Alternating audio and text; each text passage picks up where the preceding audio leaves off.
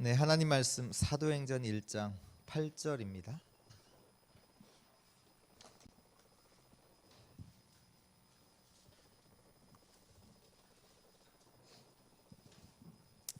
사도행전 1장 8절 우리 같이 읽겠습니다. 오직 성령이 너에게 임하시면 너희가 권능을 받고 예루살렘과 온 유대와 사마리아와 땅 끝까지 이르러 내 증인이 되리라 하시니라. 아멘.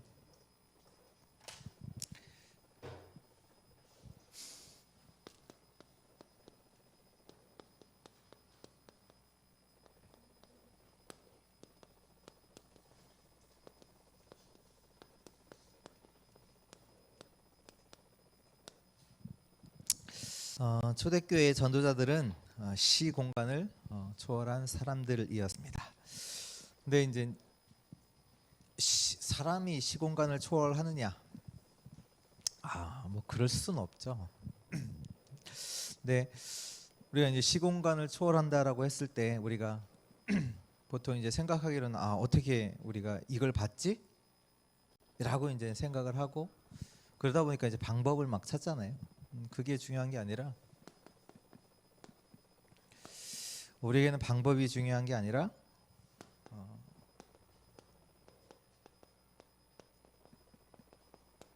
어디에 있느냐가 중요합니다. 어디에 있어야 되냐면 사도행전 1장 1절, 3절, 8절 이 속에 우리가 있어야 합니다. 하나님께서 주신 진짜 완전한 답이고 또 시스템이고 응답이죠. 우리가 이 속에 있으면 이런 일들이 일어나게 되는 거죠. 뭔가 방법이 아니라 우리가 이 속에 있을 때 하나님의 역사는 당연히 시공간을 초월해서 나타나게 돼 있습니다. 그래서 예수님께서 주신 말씀이 뭐냐면 오직 하라는 거예요. 오직 어디예요? 그리스도에. 대부분은 사람들이요 여기에 있거든요.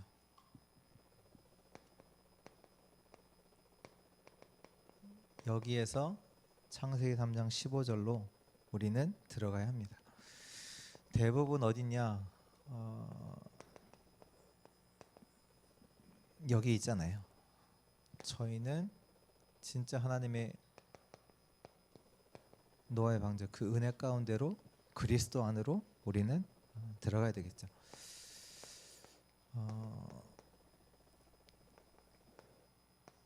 갈등하는 곳이 아니라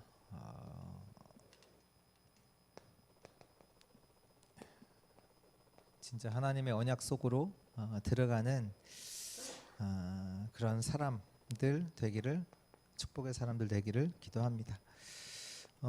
이사야서 6장 1절에서 12절에 보면 13절까지요. 있는 것도 다 망한다. 그 중에 남아있는 10분의 1도 다 망할 것이다. 그때 하나님께서 주신 말씀이 이사야서 7장 14절에 보라 처녀가 잉타의 아들 낳을 것이니 그 이름을 임마누엘. 하나님께서 저와 여러분들을 진짜 이 속으로 부르신 줄 믿습니다. 많은 사람들이 오늘 말씀과 연결이 되기도 하는데요. 강단과 이 속에 있거든요. 예수님 우리가 로마에서 해방되는 게 언제입니까? 그때 예수님께서 말씀하시면 그거 너희가 알 바 아니야. 근데 대부분은 여기 있거든요. 거기 있지 말고 어디 있으라? 사도행전 1장 138. 그 하나님의 언약 가운데 있어야 돼요. 늘 걱정하고 늘 염려하고 거기 있다니까요. 여기 있으면 안 돼요. 이쪽으로 와야 돼요. 하나님께서 우리를 그 시스템 속으로 그 응답 속으로 저와 여러분들을 부르신 겁니다. 그렇지 않아요? 그리스도 안으로 저와 여러분들이 들어올 수 있도록 하나님께서 넣으신 거죠. 우리가 막 들어가겠다라고 한 게 아니라 하나님의 그 은혜 속으로 저와 여러분들을 넣으신 줄 확신 있기를 바랍니다. 다면 이 오직을 어떻게 하느냐, 그것이 1장 3절인데요. 다시 말해서 이 유일성의 응답이 보일 때까지 오직하면 됩니다. 무슨 얘기냐면 창세기 39장 2절 6절 여호와가 요셉과 함께함을 보고 그 말은 뭡니까? 보디발의 집에 여호와 하나님께서 역사하실 때까지 요셉은 그 언약 속에, 기도 속에 있었던 거거든요.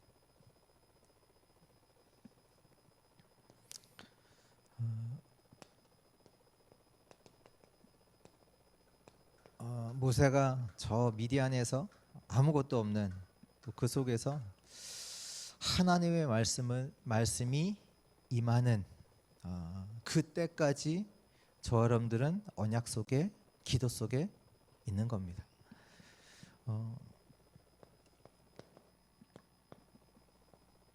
아무도 알아주지 않는 저 성전에서, 언약궤 옆에서 사무엘이 하나님의 음성을 듣게 되잖아요. 이날 이후로 사무엘의 말이 한마디도 땅에 떨어지지 않는다. 이 유일성의 응답이 보일 때까지 저 여러분들 어디 있냐? 말씀과 기도 속에. 뭐 응답 받으려고 하는 게 아니라 어디 있어야 돼요? 하나님의 말씀이 내게 임하고 또 실제로 하나님의 역사가 내게 일어나는, 하나님 나라의 일이 이루어지는 그때까지 우리는 언약 잡고 기도 속에 있는 거지요. 사무엘상 16장 13절에도 이날 이후로 다윗에게 여호와의 신이 충만하게 임했더라. 마찬가지로 여기에서도 여호와의 신의 당신의 영감의 갑절, 성령의 역사가 갑절이나 내게 있게 하소서.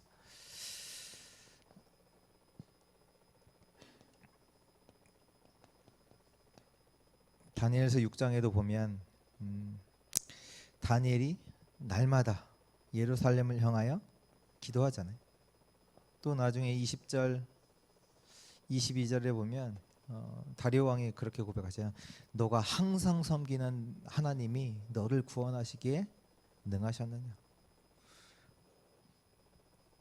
실제로 이 응답이 오잖아요. 초대교회의 사람들이 사도행전 2장 1절 오순절 날이 이미 이름에 그 날까지 말씀과 기도 속에 있는 유일성의 응답이 보일 때까지 우리는 오직해야 합니다. 그리고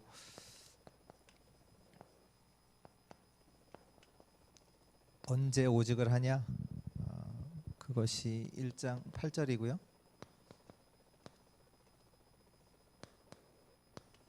재창조의 역사가 재창조가 될 때까지 우리는 오직해야 합니다. 요셉을 통해서 하나님께서 세계를 살리는 재창조의 역사를 일으키셨잖아요. 애굽도 살리고 이스라엘도 살리고 자기 가족도 살리는 재창조의 역사를 이루셨고요. 또 하나님이 모세를 통해서 10가지 기적으로 완전히 애굽을 뒤집는 그 재창조의 역사를 하나님께서 이루셨고,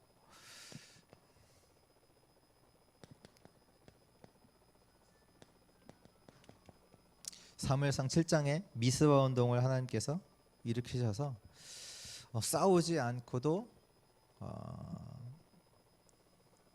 블레셋을 이기는 그 일을 일으키셨고, 또 사도행전 17장에 보면 골리앗을 꺾는 재창조의 역사를 하나님께서 일으키시도 하셨고, 열왕기하 6장에 보면 도단성 운동, 아람 나라를 이기게 하시는, 싸우지 않고 그 일도 하셨고, 다니엘서 3장에도 그렇고요, 6장에도 그렇고, 죽음 속에서도 하나님은 재창조의 역사를 일으키셨고, 또 초대교회 사람들이 위기에 만났을 때 그때 하나님께서 바로 베드로도 구원하시고 그 누구죠? 헤롯 왕도 죽게 하시는 또 재창조의 역사를 일으키셨습니다. 다시 말해서요, 저와 여러분들이 이런 사실들이 있다라는 것을 알고 믿으면 돼요. 하나님은 지금도 이 속에 있는 자들을 통해서 이런 일들을 해 나가고 계시거든요. 근데 실제로는 우리가 이곳에 있지 않고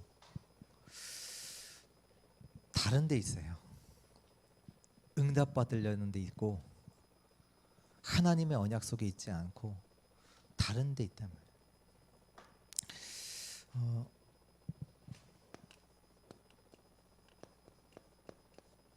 저와 여러분들은 이 신분 누리시기 바랍니다. 저와 여러분들은 남은 자, 복음 가진 자, 또 그 언약을 가지고 여정을 가는 순례자고요. 저와 여러분들은 흑암을 꺾을, 흑암을 무너뜨릴 정복자입니다. 우리가 이제 이 속에서 살아가는데 어떤 문제들 만나잖아요. 그때마다 생각하셔야 돼요. 하나님께서 이 속에 어떤 축복을 예비하셨을까? 그렇게 생각하셔야 돼요.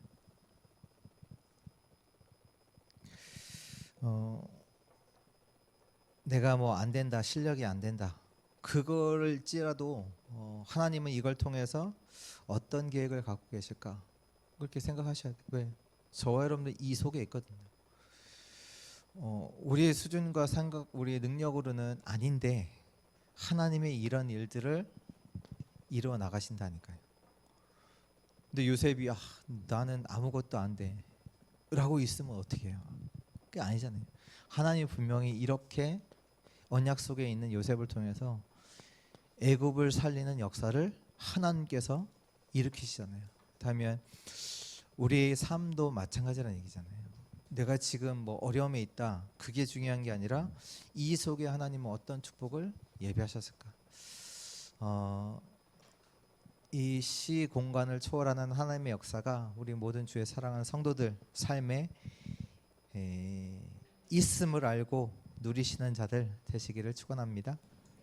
우리 같이 기도하겠습니다. 오늘